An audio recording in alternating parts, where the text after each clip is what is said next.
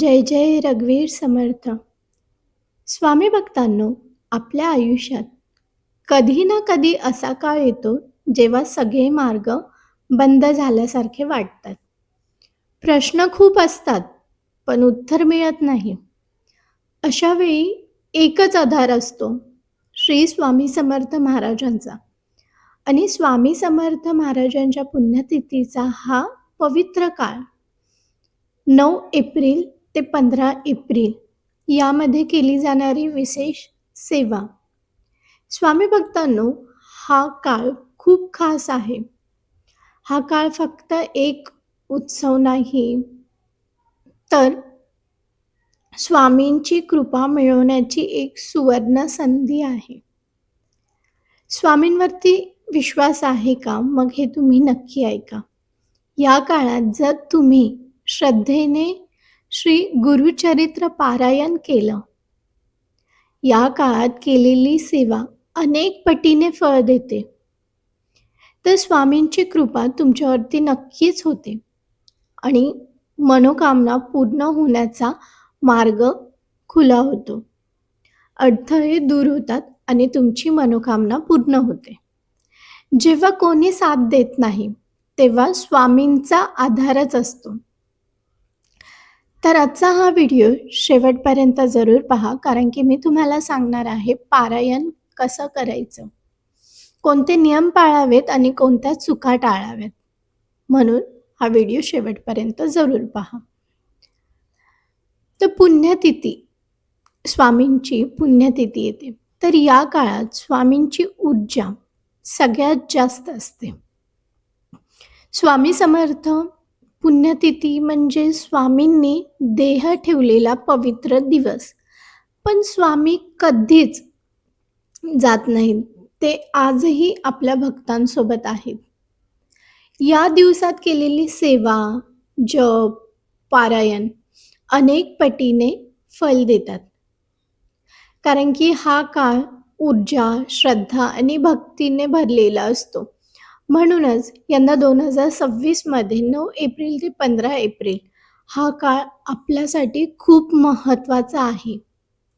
स्वामींवरती विश्वास असेल तर हा काळ सोडू नका.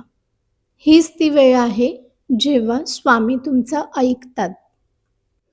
तर 15 एप्रिल रोजी स्वामी महाराजांची पुण्यतिथीचा दिवस आहे. तर त्याआधी 7 दिवस श्री गुरुचरित्र पारायण हे केलं जातं. याने विशेष मनोकामना पूर्ण होतात. तर 9 एप्रिलपासून ते 15 एप्रिलपर्यंत विशेष सेवा करायची आहे. जर तुमची एखादी कोणती इच्छा असेल, ती खूप दिवसापासून पूर्ण होत नसेल, तर तुम्ही यावेळेस संकल्प घेऊन नक्की पारायण करून बघा. तुमची इच्छा स्वामी लवकरच पूर्ण करतील. श्री गुरुचरित्र पारायण म्हणजे नेमकं काय? तर श्री गुरुचरित्र म्हणजे गुरूंचं जीवन, त्यांची लीला आणि त्यांचे उपदेश. हे वाचताना फक्त शब्द वाचायचे नसतात, तर त्या प्रत्येक ओवीत स्वामींचं अस्तित्व अनुभवायचं असतं. पारायण म्हणजे संपूर्ण ग्रंथ भक्तीने वाचावा, स्वामींवरती विश्वास ठेवावा. यामुळे मन शांत होतं, नकारात्मक ऊर्जा दूर होते आणि घरात सकारात्मक ऊर्जा वाढते. श्री गुरुचरित्र पारायण केल्याने या ग्रंथात अशी शक्ती आहे, जी शक्ती तुमचं आयुष्य बदलू शकते, जर तुम्ही श्रद्धेने मनापासून केली तर. प्रत्येक ओळीत स्वामींचं अस्तित्व आहे. हा ग्रंथ तुमचं मन, घर आणि तुमचं नशीब बदलू शकतो. पारायण करण्याचे काही साधे नियम.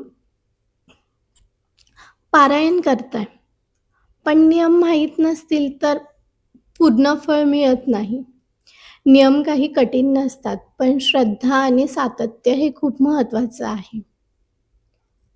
जर तुम्ही घरामध्येच पारायण करणार असाल, तुम्ही पारायण करताना हे केंद्रामध्ये देखील करू शकता. सामूहिक पारायण, त्याने अनेक पटीने फल मिळतं. जरी तुम्हाला सामूहिक करणं जमत नसेल तर तुम्ही घरामध्ये देखील करू शकता. घरात करत असताना शुद्धता.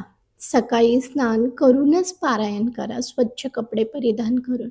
यामुळे मन आणि शरीर दोन्ही शुद्ध राहतात. निश्चित वेळ तुमची ठरवा. तुम्ही कोणत्या वेळेत करणार आहात? तुम्ही पहाटे करणार आहात का 5 ते 7 पर्यंत किंवा 7-8 पासून ते 10-11 वाजेपर्यंत ही तुमची वेळ तुम्ही एक ठरवा निश्चित आणि त्या वेळेमध्येच पारायण करा. रोज एकच वेळ, त्याच वेळेमध्ये तुम्ही वाचा. कन्सिस्टन्सी असणं खूप महत्त्वाचं आहे आणि शांत वातावरण निवडा.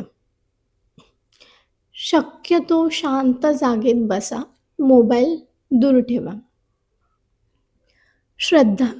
सगळ्यात महत्त्वाचा म्हणजे विश्वास. तुम्ही जे करताय त्यावरती तुमचा विश्वास असला पाहिजे.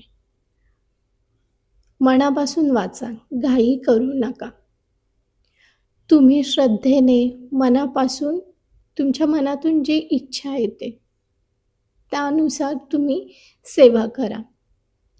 नियम पाळताना फ्लेक्सिबिलिटी म्हणजे महिलांसाठी खास घरकाम, जबाबदाऱ्या असतात म्हणून कोणतंही गिल्ट घेऊ नका.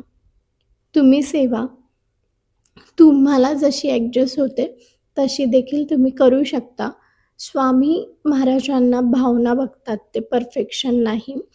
पण स्वामी भावना बघतात, पण काही नियम पाळणं देखील खूप गरजेचं असतं.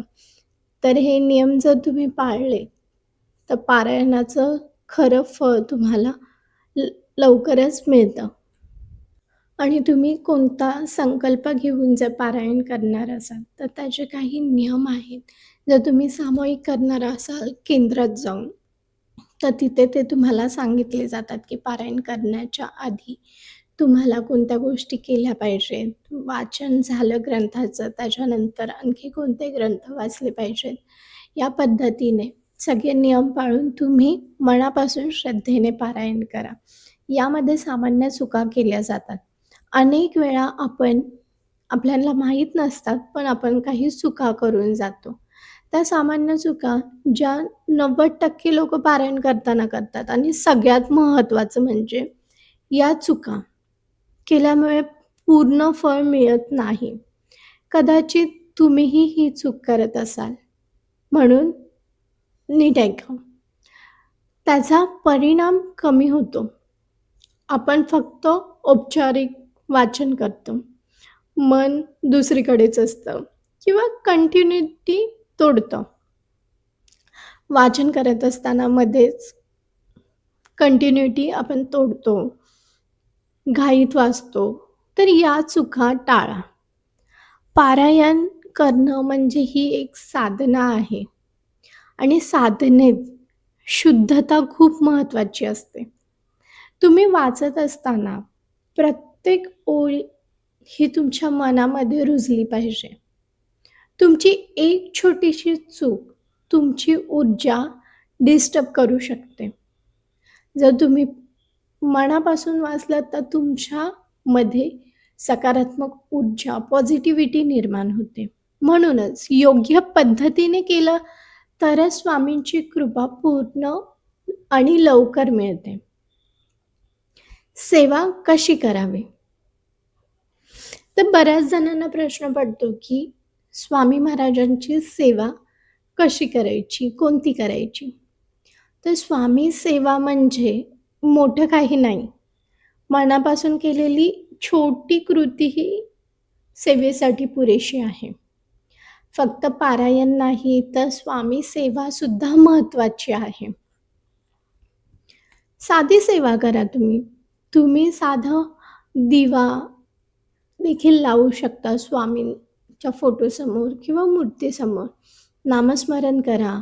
श्री स्वामी समर्थ नावाचा जप करा. पण जे काही तुम्ही कराल ते मनापासून करा.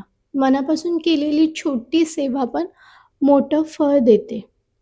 स्वामींना फक्त तुमचं प्रेम आणि श्रद्धा हवी आहे.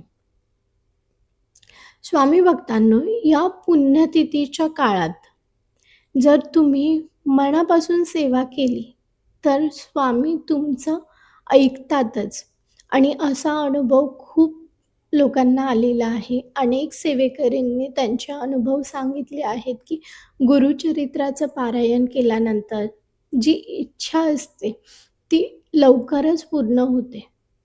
आपण समजा एखाद्याने संकल्प घेऊन सेवा सुरू केली, तर तुम्ही 11 दिवस, 21 दिवस, 41 दिवस जितक्या दिवसाची सेवा करत असता, तर त्याच्या आधीच ती तुमची मनोकामना पूर्ण होते. असे खूप सेवेकरांनी त्यांचे अनुभव सांगितलेले आहेत. म्हणूनच जर तुमची कोणती एखादी इच्छा असेल, ती खूप दिवसापासून ती पूर्ण होत नसेल, त्यामध्ये अडथळे येत असतील, तरी हा काळ जो आहे, या काळामध्ये तुम्ही नक्कीच करून पहा. कारण की हा काळ तर या सुवर्ण काळाचा फायदा घेऊन तुम्ही स्वामींची कृपा मिळवण्यासाठी श्री गुरुचरित्र पारायण हे नक्की करून पहा. घरकाम, जबाबदाऱ्या सगळं सांभाळताना काही वेळ स्वामींसाठी काढून तुम्ही ही सेवा नक्की करा. जेणेकरून तुमची मनोकामना लवकरच पूर्ण हो, ही स्वामीचरणी प्रार्थना आहे. जर ही माहिती तुम्हाला उपयुक्त वाटली असेल, हा व्हिडिओ तुमच्या फ्रेंड सर्कलमध्ये, फॅमिलीमध्ये जरूर शेअर करा. आपण लवकरच भेटूया. तोपर्यंत श्री स्वामी समर्थ.